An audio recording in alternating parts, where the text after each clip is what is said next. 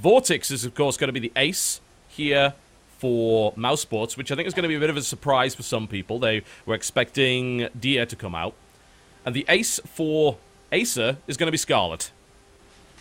Yeah, so this is actually rather interesting. I really think most people were expecting Deer, but Vortex at the same time is a player in very good shape, and maybe he was just like, you know what, I just lost to Bly.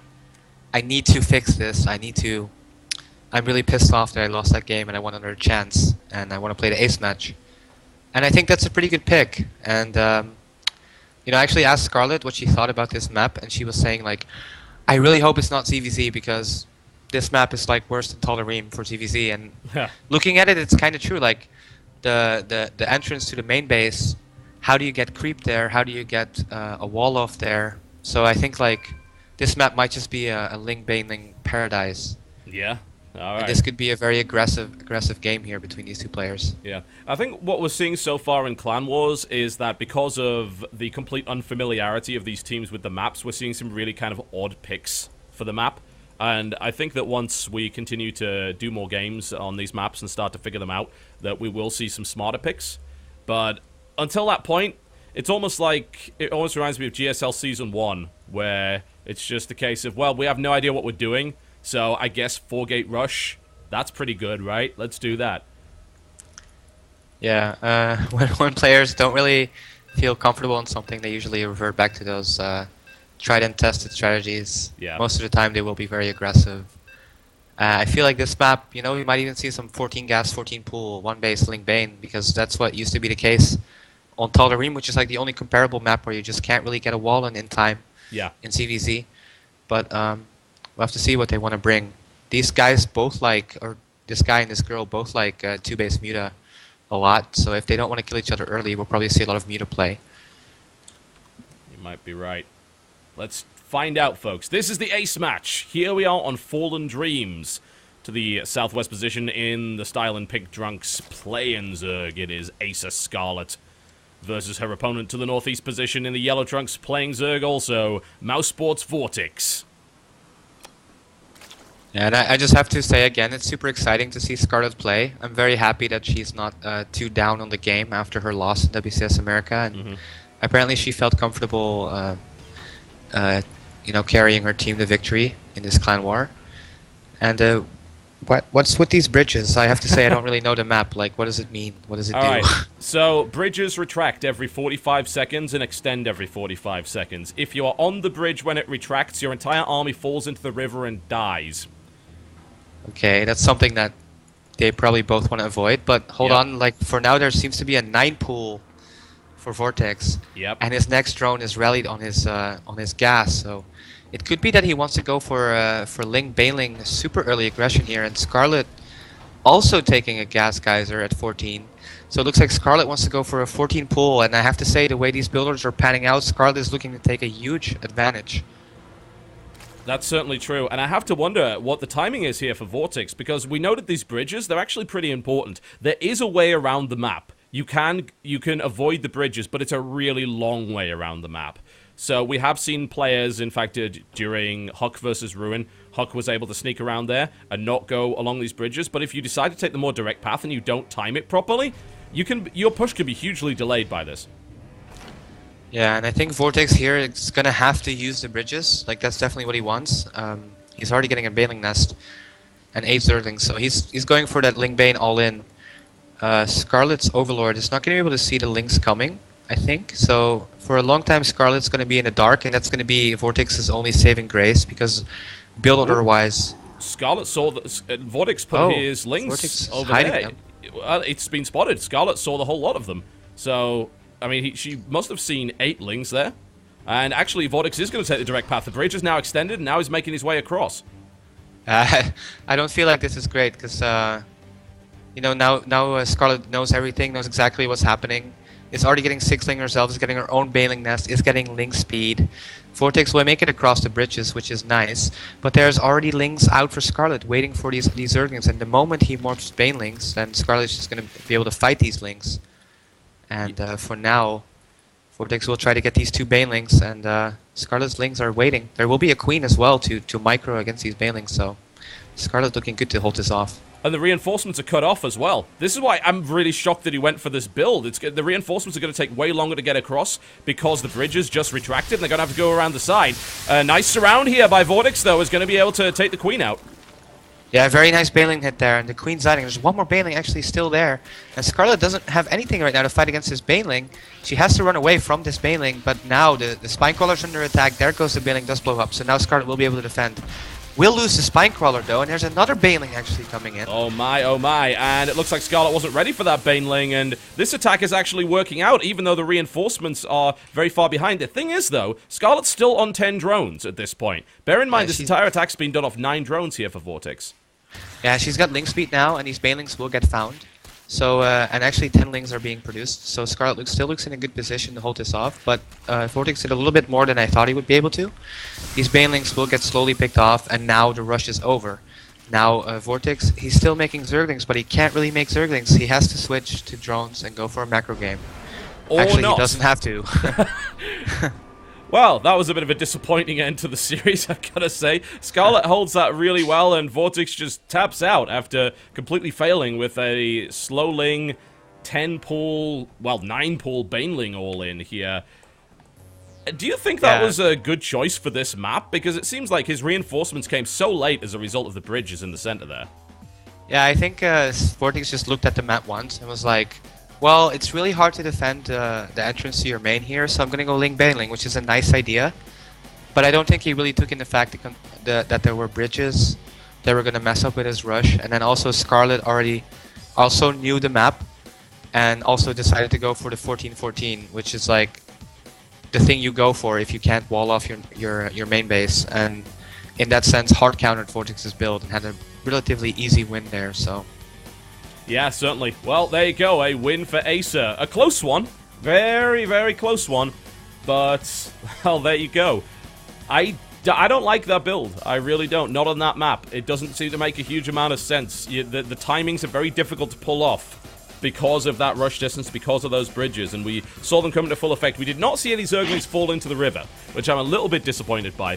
But outside of that, they have a more subtle effect. They do delay those reinforcements from coming in, and Scarlet was able to take that relatively easily. And I mean, I don't really know about... I don't think, honestly, that Vortex should have GG'd at that point, because there was only a 1-drone advantage there for Scarlet, but even then, what do you think? I mean, would you have GG'd in that position? I mean, it was a 1-drone advantage. There was a speedling against no speed advantage. All of Vortex's lings were out in the middle of the map, so Scarlet would have been able to catch them all. And it was honestly a very, very difficult position. I don't think he could have won unless Scarlet would have made the huge mistakes, but, you know, we've seen crazy stuff happen in StarCraft games, and it might have felt like a little bit early, but at the same time, it's pretty understandable. I mean, if you go for a build like that, you either win, or you're just so far behind that you kind of have to GG, but he could have played on a little bit longer, but I don't think he would have had a real chance of winning, to be honest. No, I mean, it was definitely an ugly position to be in, but hey, you know, everything's possible. It's unfortunately decided to tap out so early there, but, well, that's StarCraft for you. It sometimes happens. And there's the win for Acer, 3-2. Also some pretty cool games, of course, from MMA there. That was a very exciting thing indeed, and also that 2v2 was certainly very bizarre. And that will hopefully be the only best of 5 that we actually have going into this month, because we do have more Clan Wars coming up on the schedule, and I'm happy to be able to tell you about some of those, in fact. And they will, of course, all be best of 7, so a little bit longer format. So let me show you what's going to be coming up. There is another Clan War this week, which is going to be Korean on Korean. We're going to be seeing StarTale versus Axiom on the 27th. That's going to be a bit later. It's going to be more of a US-friendly time, and of course a Korean-friendly time, because really getting the Koreans to play at 7 AM is kind of a dick move. So we have StarTale versus Axiom at 8 PM EST, which is 5 PM PST. That should hopefully give people time to get home from school or from work in order to have a look at that one. The lineup is looking kind of crazy for that one, I've got to say. We're opening up with Ryung versus Panic on Wrecking Ball, which is going to be kind of insane. A TVP on Wrecking Ball. So up to this point, we've only actually seen ZVZ. So I'm really interested to see how that's going to work out. And then we have a Starbow match. We have Crank versus Legend on Python. That's crazy. Like, Starbow is cool, but it's going to be crazy to see it in competitive play. Also, the fact they're using Legend. might mean that they're just telling Legend, hey, go play Starbow like 24/7 and Yeah. beat this Crank guy. Maybe you'll be able to tell us a little bit more if Crank is actually practicing Starbow for this. But Crank's one of the best Starbow players in the world right now. He's won several events already for Starbow. And, of course, I think one of his most recent was the Starbow King of the Hill, where he was basically unbeatable. They had to stop him from playing because they wanted to give other players a chance. So, Crank is pretty good at Starbow. He plays it very Brood War-esque, but he's got enough experience in Starbow to kind of know what's going on and to be able to throw in some of those more unusual units that are also available there. So that's going to be really interesting, but I think Legend is the right choice there because Legend doesn't play competitively, so he can just practice Starbow and do nothing but that. Then we've got Pet versus Alicia, which is going to be I think that's a PvP, isn't it? Yeah, on Keru. PvZ, I think. A PvZ, sorry, yes. That's going to be on Keru, which we have seen already. A little bit of a disappointing match on Keru, but I think the ZVP might be quite intriguing. Then we've got Heart versus Hack, a TVT on Neopolaris Rhapsody. TVT on that map could be really interesting, especially if they decide to go tanks, because you don't really want a static, slow army on a map where lava could destroy it. Yeah, it seems like mech would be a lot harder to play on that because you're gonna have to unsiege if the lava comes up. So I think both players would be more likely to play Bio there. I think so. Then our 2v2, also on Sacred Path, is going to be Alicia and Heart versus Hacked Life. So, yeah. Once again, a Terran and Protoss team, which is kind of like, hey, we don't really have any mobility. Yeah. Maybe they will actually use the rocks in the middle to slow any attacks down and give them more of a defensive position. But I still am kind of skeptical about Terran and Protoss in 2v2. I feel like you really need a Zerg, but we'll see what happens there. We certainly will. Map 6 is going to be Fallen Dreams, Impact versus Curious, so that's going to be Zerg versus Zerg. And then our ace match will be on New Pompeii, and of course we don't know who's going to be playing that one. That, I think, is going to be one of the best series so far. They're two very evenly matched teams. Axiom has, of course, beaten StarTale multiple times in the past, although StarTale has also, of course, beat Axiom Acer. They took a series off them in round 1 of GSTL Season 2, although they did lose the Pro League format, if I recall correctly, after that. So, I believe Axiom does have the edge against StarTale, statistically, but who knows? That was GSTL, that was a long time ago, and this is very unusual, so bit of Korean action, it's going to be good. And then after that, we do have more. We actually, on the 1st of March, we are going to be playing a match between My Insanity and Clan Who. And Clan Who are the conglomerate clan from Australia and New Zealand, from multiple teams, because none of the Australian teams were big enough to play Clan Wars. So they got a team together of multiple Australian teams going up against My Insanity. And that, I think, is going to end up being crazy. We're going to see... Oh, it actually opens up with a 2v2. The 2v2 is the first map there, so I'm intrigued to see where that's going to go. Yeah, it's really nice to see 2v2 being used more again. And I'm really excited to see, like, after a couple of weeks of these clan wars, we might see some really intricate 2v2 strategies, especially with the opportunities to map. Is it always going to be Sacred Path? For the moment, yes. We will rotate it out when we feel that, you know, kind of the map's sort of run its course. But so far, I don't think any of the players really kind of understand that map, and they have not used those collapsible rock towers to their advantage. So when they do that, which you'll find shuts down a lot of rush play, I think that we'll see some more interesting games going on with Sacred Path. But, you know, we can swap it out. We've got a lot of different maps available, but for the moment, we're going to keep the map pool as it is. Yeah, I feel like casting this series has helped me prepare a lot for when Liquid possibly plays these Clan Wars, because now I actually know all the maps, and I'll be able to tell them, like, hey, we should use this on this map, and I feel like there's a lot of strategic possibilities. Yeah, I think still yet to be seen. When the first team actually really uses the specific features of this map to their advantage, I think we're going to see something really interesting. I would love to see Ryung, for instance, use some of the neutral add-ons on Wrecking Ball. Something along those lines to come up with some really interesting rush or anything like that.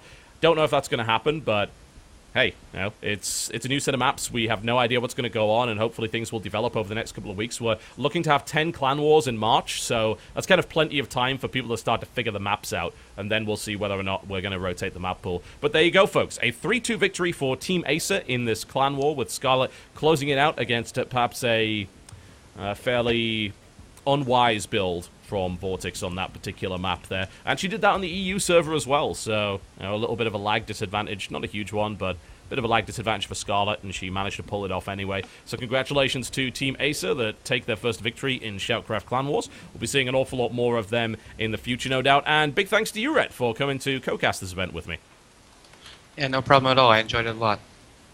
Alright folks, thank you very much for watching. If you missed anything from Shoutcraft Clan Wars, one, it will be rebroadcast multiple times on mlg.tv/shoutcraft, and the VODs for the event will be going up hopefully tomorrow over at youtube.com/TotalBiscuit. So again, congratulations to Acer and commiserations to Mousesports, who are not quite able to pull it out in that series. And we will be seeing both of those teams again fairly soon here on Shoutcraft Clan Wars. Thank you to you for watching, folks. We'll see you next time.